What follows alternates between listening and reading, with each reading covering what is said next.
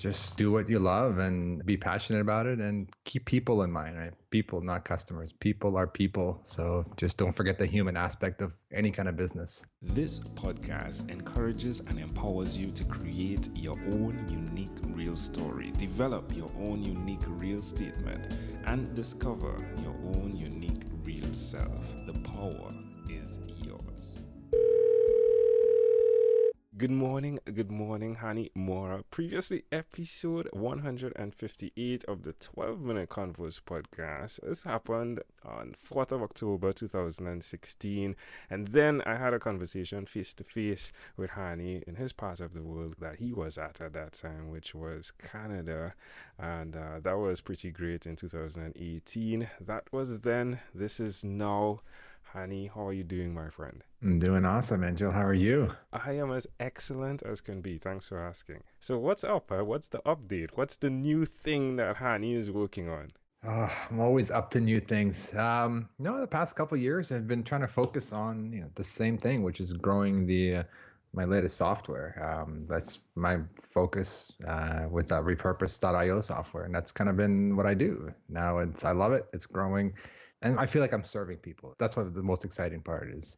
People reach out and they say, "Hey, you're really helping me out. You're helping me get my message out to the world, and basically, can we do this? Can we do that to help me more?" And I feel like we're just making these things to make people's lives easier. And that's the joy I get. That's the fun for me. This has been a core principle that you've built your business on, one that I look at and I admire. And I think it's a mentor type model where I'm looking at what you're doing by serving others and how that's helping your business. Please dig in deeper to explain to others how they can do that and what's the benefit of that. Yeah, I mean, to me, it all started I treat every customer as a friend, especially in the podcasting. You know how it is in the podcasting world. Everybody's a friend. Like everybody's just really cool, really hang out. My customers are all primarily podcasters, but I just treat everyone as a friend. Like if someone reached out to me as a friend, say, "Hey, I'm stuck with my WordPress site, or I'm stuck with this, I'm stuck with that. How do I do this?" And I know how to help them. I'll just hop on a call or I'll help them. That's what I used to do, 3 or 4 years ago when I got started, or 5 years ago now when I got started, and just kind of carried that principle on. Is just treat people as a friend. Like don't look at them as a customer or a number or a dollar amount. They're all friends, and you want to help your friends out, right? And just be there for them when you can't always be there. Obviously, like there's limits, but whenever you can help, just take the extra step and help, because people see that. Like people have told me a lot, like, I feel like, we're friends. I see you at the conferences, we meet in person, and I feel a connection with you because you're always there to help. Even if it's the smallest thing, it makes a big difference for them. So I always kept that mentality when I started. You grew up in Kuwait, and that's like 1.3 million. In Trinidad and Tobago, it's similar, two islands, but together they make 1.3 million. Do you think that contributes to that type of community life you live? I think so. We grew up with like with my aunt, uncle, and grandparents. Always had a big family. I have 2 brothers and 3 cousins, and we're always close. Like every weekend, we'd go to the beach, we'd do this, play together. We always grew up together around family, so it's always a big family. And now all of our cousins have all moved to Canada, and my brothers, obviously, and my parents. And then now we all have 2 or 3 kids, and so the family is like 40. Christmas time is like 40 people in my house and in people's houses, right? It's madness, but it's just we've always grew up with that. Always being together, and you never felt alone, right? You always felt like somebody was there. Your brother, your sister, your cousin, and we're all around a similar age. So I always grew up in that atmosphere. So I never thought of it, but you're probably right. Like that must have an influence on always having people around you and always have a support network. And I always feel like that carried on to my business as well. Like just helping people. Like before I even started launched any software or anything, I've always was in the Facebook groups helping people. I remember hopping on people's WordPress sites and helping them fix a little issue because I knew how to do it. It wasn't part of my business, but I just felt like, hey, if I can help this person and get them unstuck, like they're stuck somewhere, I want to get them unstuck so they can proceed and do what they want to do. There's a lot of joy in that. Which is amazing because you expanded the ability to help. You became a software engineer, and you said that it's really cool because you don't need to be there physically now. And we'll get into the softwares that you have created, the platforms you've created. But it's really cool that this has evolved where, okay, I can only help certain amount of individuals with two hands. Mm-hmm. Hey, if I do software, now I expand the amount of hands I have. So expand for us how you've been doing that. Yeah, so that's exactly right. Like the software I created, again, I created them all for me, like initially, like with me in mind when I first got started, because I wanted to get more stuff done in terms of publishing here to my website, to different platforms, et cetera. I wanted to do that manual work in an automated way so I can just be more productive. But having a software like all my softwares are automation software. Now I'm starting to see why. It's I'm lazy a little bit. I like to focus on big things and automate the small things, the annoying things. But B, it's like you said, it's a tool for others. Like I can help others by saying, hey, there's a tool that you can use. I can automate this one step that takes you, 10 minutes every day or 15 minutes every day. You can have that just done automatically. And I'm helping one person at a time without me putting in the time or manually doing it. It's a software tool that does it for them. And yeah, and all my softwares are automation. Like I could build any kind of software, but I've always focused on creating automation software so I can help people and I'll help myself first, obviously, when I first started, but now helping people get things done so they can focus on the bigger and more important things like creating content, their message to the world, and just creating more and not like wasting time uploading, downloading, and Exactly. posting, publishing, all the boring stuff that's not really growing your business. Exactly. Simple Podcast Press and repurpose.io is something that is core to my operations at 12 Minute Convos.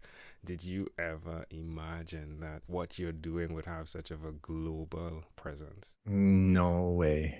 It was like someday I would like look at where I am now compared to where I started in terms of not like financially, but from a user, from how many users use our software, just tells me how much of an impact I've had on people. And probably, almost to 10,000 people I've Wow. touched like through my software. Right. And it's just amazing because I'm able to help those people one way or another. Built a lot of friendships along the way because of these people who have used my tools and stuff like that. But it's more important, I've been able to help all these people without having to like put in my time, like one-on-one time. I was able to still help people, and that number is growing. And there's no way. Like when I started, it was more like I didn't build something. I have this itch to build something that I know I could use, and all of a sudden it's like, wow, other people are getting value from it, and then it grew from one software to the next to the next. Now we have, I think, 3 or 4 softwares now, and it's just incredible. It's an incredible feeling to be able to help that many people, like make an impact on so many people. Yeah, helping combined with listening and then implementing.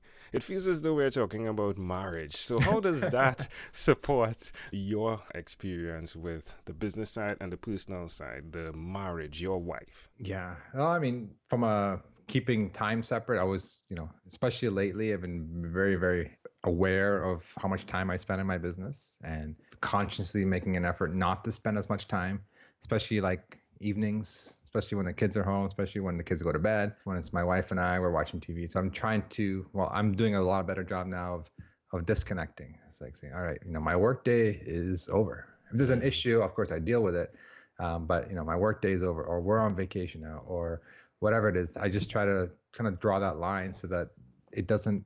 I love what I do, but sometimes to the point where it's too much. It's a little unhealthy. Where I can spend all day and night doing what I'm doing and helping people and adding new features and et cetera, et cetera. But you got to draw that line so that you can keep that balance. And I'm doing a lot better job of that now compared to the beginning. No, I love the way you just edited. As podcasters, we edit while we speak, and you edited while you were speaking, and you moved from try to you said I do.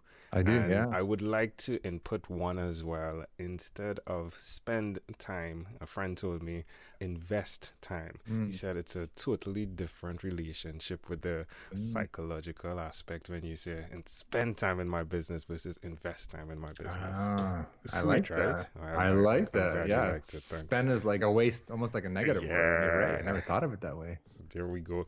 Well, Hani, again, for me, I know that I can go to repurpose.io hani.io and pull up your stuff, where's one place you'll direct individuals to connect with you and everything that you provide? Yeah, if you want to connect with me on Facebook, Twitter, learn about some tools I have, if you just go to hanimourra.com, it's just a one page. Just lists kind of everything that I do, what I'm up to, and it's got a small blog as well. So it's more about me and kind of what I'm up to. Now, I didn't get to meet your daughters, but they're in there and they'll probably hear this episode. So, I just want to say salute to them. I hope everything is good with you guys. Again, Hani, it's such a grand opportunity to check in and to hear that you are doing the thing you set out to do, and that you've had that mentality that you're not going to give up on this, helping other people, and in so doing, you've built a business, and by listening, you've created impact across the entire globe. So I want to say thank you for all you do, my friend. In closing, is there anything else you'd like to share with our amazing audience?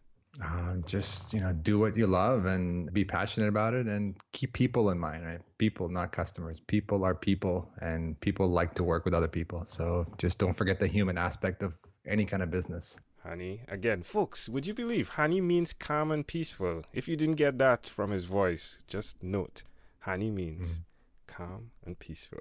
Hani Mourra, again, a pleasure. I treasure. Thank you for being on What is Inspired by 12-Minute Convos with Angel Jones. This podcast is produced by Pod Edits. Visit podedits.com for professional podcast publishing.